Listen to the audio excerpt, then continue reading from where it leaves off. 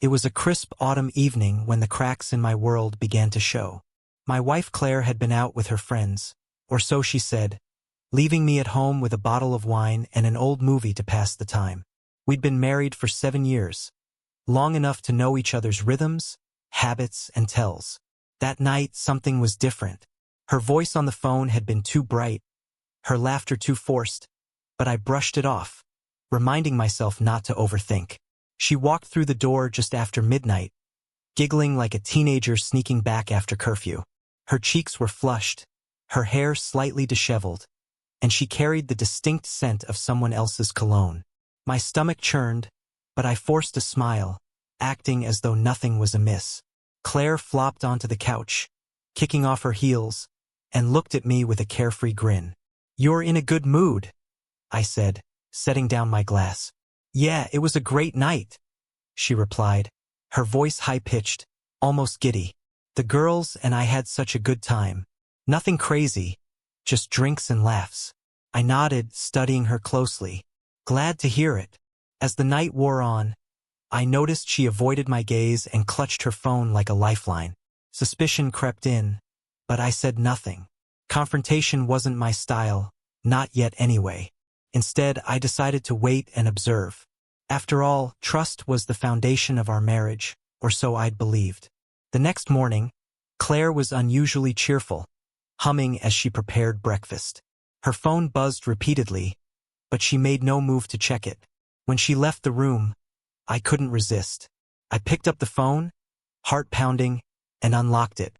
We knew each other's passcodes, one of those little signs of trust that now felt like a cruel joke. The messages were damning. "Last night was amazing," read one. "I can still feel your touch." My vision blurred as I scrolled through the stream of texts from a contact named M. There were photos too, taken in a dimly lit hotel room. Claire laughing, glass in hand, draped across a man I didn't recognize. My world shattered in an instant. The betrayal was like a physical blow, stealing my breath. I placed the phone back where I'd found it, forcing myself to remain calm. Rage would come later. For now, I needed clarity, a plan. Claire returned to the kitchen, oblivious to my discovery. She kissed me on the cheek and handed me a plate of eggs, her smile as radiant as ever. How could she pretend everything was fine after what she'd done?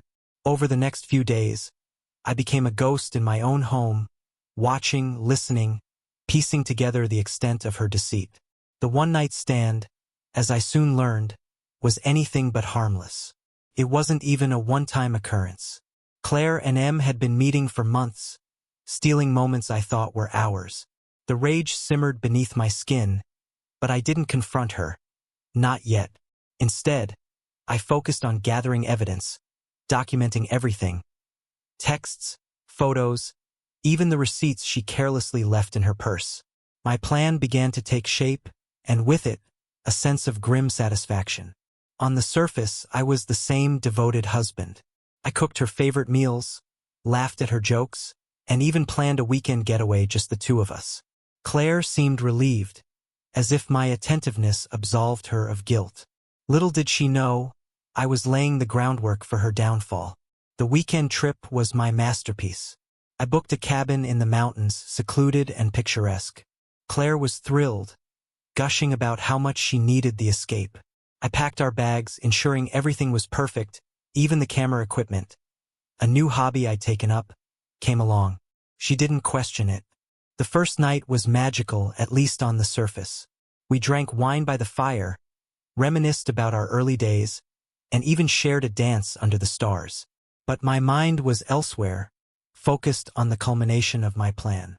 The next morning, I told Claire I wanted to take some photos of the scenery and suggested she sleep in.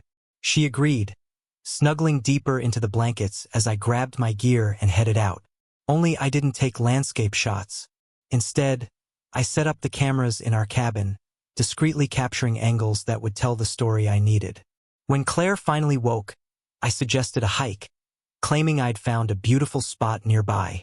She was hesitant at first, but eventually agreed. We spent hours wandering the trails, and for a moment I almost forgot the betrayal, almost. Back at the cabin, Claire's phone buzzed incessantly. She glanced at it, her expression shifting to one of annoyance. "Work stuff," she muttered, dismissing the notifications. But I knew better. That evening, I prepared her favorite dinner, pouring her another glass of wine.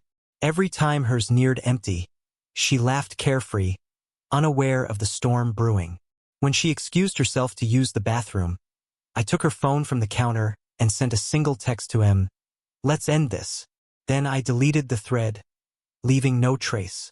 By the time we returned home, Claire was back to her usual self, her laughter echoing through the house. But when she reached for her purse, her face went pale. She rifled through it, panic growing with each passing second. "Where is it?" she muttered, her voice trembling. "What's wrong?" I asked, feigning concern. "My wedding ring," she whispered, tears welling in her eyes. "Oh no," I said, my voice dripping with mock sympathy. "When was the last time you had it?" She looked at me, her expression a mix of guilt and desperation. "I don't know. I must have taken it off somewhere. I'd hidden it, of course." The ring, a symbol of our commitment, was now a tool in my revenge. The next day, I set my plan into motion. I'd prepared a file, meticulously organized, detailing her affair in excruciating detail. Photos, messages, even the receipts. I left it on the kitchen table, knowing she'd find it. When she did, the color drained from her face. "What is this?" she asked, her voice barely a whisper. "The truth," I replied. "Something you've been hiding from me for months." She stammered, trying to explain, to justify, but I held up a hand, silencing her. "I don't want your excuses, Claire. I want you to leave." Her eyes widened, tears streaming down her cheeks. "Please, we can work through this. I'll do anything." "It's too late," I said, my voice cold. "You made your choice, and now I'm making mine." I'd already spoken to a lawyer, ensuring the divorce would be swift and in my favor. The evidence I'd gathered was enough to secure everything. The house, the car, even the savings. Claire had no idea what hit her. As she packed her bags, sobbing, I felt no remorse. She'd destroyed our marriage, our trust. This was justice. In the weeks that followed, I moved on, rebuilding my life, piece by piece. Claire, on the other hand, struggled. Em had ghosted her, leaving her to face the consequences alone. Friends we'd shared distanced themselves, siding with me once they learned the truth. She'd lost everything. One evening, as I sat on the porch sipping a glass of whiskey, I reflected on the past few months. The pain of betrayal was still there, a dull ache in my chest, but so was a sense of triumph. I'd taken back control, refusing to be a victim. Claire's laughter haunted me no more. It was replaced by the sound of my own, a laughter born of freedom, resilience, and the sweet taste of revenge.